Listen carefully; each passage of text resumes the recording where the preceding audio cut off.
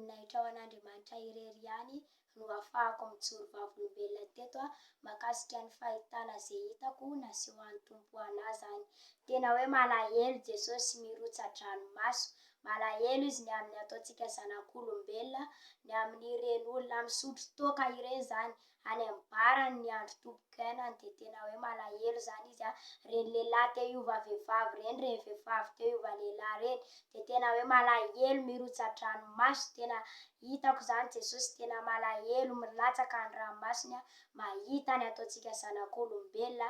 Dia eto zany dia manentana antsika tsirairay avy mialahy zany amin'ireny fisotroana toaka ireny, mialahy ihany koa amin'ireny hoe te hiova vehivavy, te hiova lehilahy. Fa rehefa nataon'i Jesosy vehivavy ianao dia efa iny zany mety aminao. Dia manentana antsika tsirairay avy mialahy amin'ireny fahazaran-dratsy tsy tian'i Jesosy zany ireny. Dia voninahitra ho an'Andriamanitra irery ihany.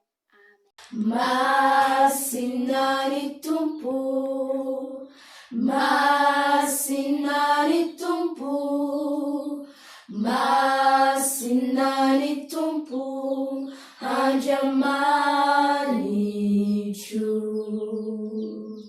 Masina ny Tompo, Andriamanitro. Masina, haleluya, nurune facciami rompolo mirawe. Masina, haleluya, namjeliku mirawe fa masina. Masina